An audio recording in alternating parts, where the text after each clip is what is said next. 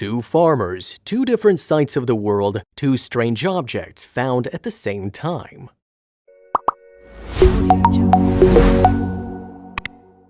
A farmer's job may involve some digging, yet when these two farmers were doing their routine digging, they definitely did not expect to find this. From two different places across the world, two different farmers found clues from thousands of years in the past under the dirt. They didn't yet know how much their massive discoveries were connected. Nature hasn't yet shown us our wealth, and we believe many more things are still undiscovered. There are still many creatures in the world that have not been discovered and are unknown to the human eye. Jose Antonio Nieves woke up on Christmas morning in 2015 in his home in Argentina just as he usually would. Feeling the Christmas spirit, he decided to take a walk across his ranch and reflect on the year. As he passed a stream that ran through his property, he noticed something highly unusual, a large rounded stone sticking out from the bank of the stream. His curiosity was elevated and he went to examine the stone, but when he did, he discovered it wasn't actually a stone but something completely different and unexpected. After approaching the bizarre, perfectly round object, Jose tried to remove the mud so he could get a closer look and maybe understand what exactly the stone was. When Jose was unable to clean the mud off this object, he called his wife Reina so that maybe she could help him figure out what the mysterious object was. Jose and his wife went to work and attempted to unearth and clean the object. They worked slowly and delicately, making sure they didn't damage it, and luckily had all the proper tools to do so. As they continued to excavate, they realized the true size of it. Finally, after doing everything they could on their own, they decided they needed further assistance to figure out what the curious object was, so they called the police. While Jose and his wife only invited the police to see what the object was, somehow the whole city gathered around the stream to get a look at the unknown object. Neither the police nor the locals could figure out what it was. The police were baffled and couldn't come up with a logical explanation, but luckily a dog on the scene was able to give them their first clue. When Jose's dog joined the large crowd at the riverbank, it began to react, sniffing, barking, and gradually moving closer to the mysterious object. This reaction was the first sign this object was something important. Animals wouldn't be excited about natural objects like a plant or a stone. With the dog's reaction in mind, the police decided it was time to call in the experts, two local archaeologists. When they arrived, the two archaeologists concluded this huge object was something from another period, and definitely quite ancient. They knew it required further scientific investigation, and that this could only happen in a lab, so these two archaeologists organized for the object to be transported so it could be properly tested. When the archaeologists tried to dig this unknown thing out, they realized this extremely heavy object was an egg made of hard material. It took so long to dig out because of its enormous size and was extremely difficult to transport to the lab. The archaeologists looked under the microscope and what they saw thrilled them. They realized that this is a kind of fossil, specifically an extremely large turtle shell. The craziest thing is this discovery was linked to another one that happened at the same time on the other side of the world. While this was going on in Argentina, farmer James Bristle in a small town in Michigan discovered an unknown prehistoric beast on his farm at the same time. These farmers didn't know each other, and they were definitely unaware of the coincidence that was going to bring them together. James was looking for the best place to place a natural gas line on his farm. He chose a barely used soy field on his property and began working.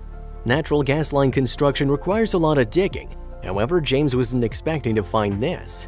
James started digging for the natural gas line, and this required heavy-duty digging equipment, specifically a backhoe. He knew it would be a long process, but determined to finish it before October, before the snow. While using the backhoe, James hit something hard. The soy field was supposed to have soft and fertile soil without any large rocks or deep roots, so it was quite a surprise when the backhoe hit something so hard. Extremely curious, James got out of the machine to see what was there.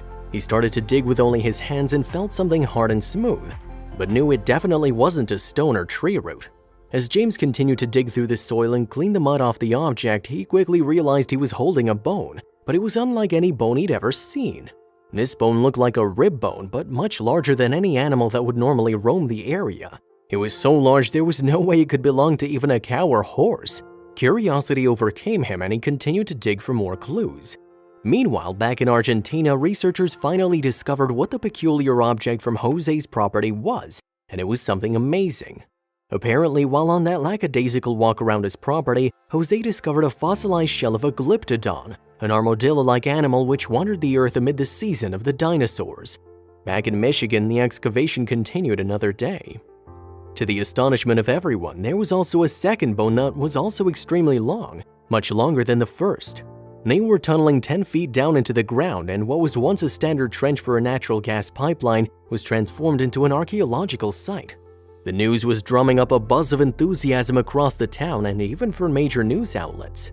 Just like in the small Argentinian town, this small town in Michigan was abuzz with rumors and ideas of what these bones could be.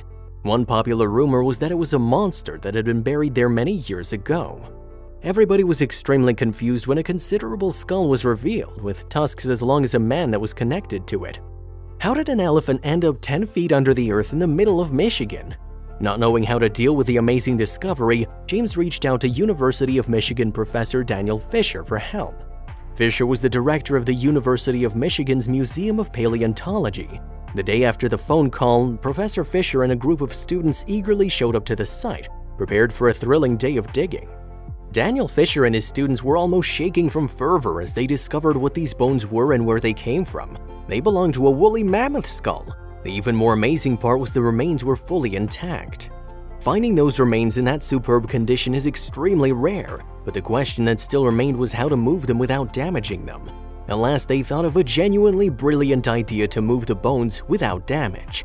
Utilizing their excavator, they would use straps to gradually lift the skull from the 10 feet ditch and move it to a place where it could be properly cleaned and assessed. The crowd held their breath as they watched the skull being lifted and placed onto the flatbed of a truck. The attempt was nearly successful. While being put on the truck bed, one of the straps holding the skull suddenly snapped, and everyone let out a huge gasp. One of the tusks was mere inches away from crashing into the truck bed, but luckily the support of the other straps saved the bones. The skull was finally lowered down into the truck bed and taken off to the museum for further examination, but the biggest surprise had yet to be discovered. This whole situation was strange. Two farmers at two ends of the world at the same time find two large skeletons on their farms. How much of this was all coincidence? To truly understand the amazing situation, you must know the history behind both these incredible discoveries. Argentina is not the primary place that Glyptodon shells have been found. Over the past 100 years, they've been found on almost every continent. Remains of these curious animals have been found in countries like China, Australia, and even Antarctica. But what are they? Glyptodons were amazing creatures that had strong defensive capabilities, possibly the strongest out of any animal roaming the earth at the time. Their shells were similar to tortoise shells, extremely tough and durable, and used as protection against predators. After further research, scientists discovered that Glyptodons existed at the same time as humans, and they hypothesized that it is humans that led to their eventual demise. While their shells were supposed to protect them, it made them targets for human hunters. A shell of that size filled in as a perfectly and easily accessible asylum in the case of severe weather. While it may seem like they predominantly resembled tortoises, the Glyptodon had more in common with an armadillo. Both were land-dwelling mammals, and both had bony coverings over their heads with long snouts. They originate from South America but eventually emigrated to Guatemala. It's most likely this specific one had died or was stuck under heavy wreckage during a storm. Though the body's gone, the shell is still there after thousands of years. But what about the mammoth from Michigan? Investigations of the mammoth skull at the University of Michigan uncovered some genuinely exciting things. They were sorting through the parts of the tusks and the bones were being dated so they could be put in a museum. But how did this mammoth get there? It's presumed mammoths moved out of South America and disappeared around 11,700 years ago. This wasn't the only one that was discovered in Michigan. So far, 30 have been found. However, James' discovery is definitely the largest. During research, it was discovered the human hand had some influence over the skeleton. It's possible the mammoth was caught by a group of people at the time, hunted for its meat.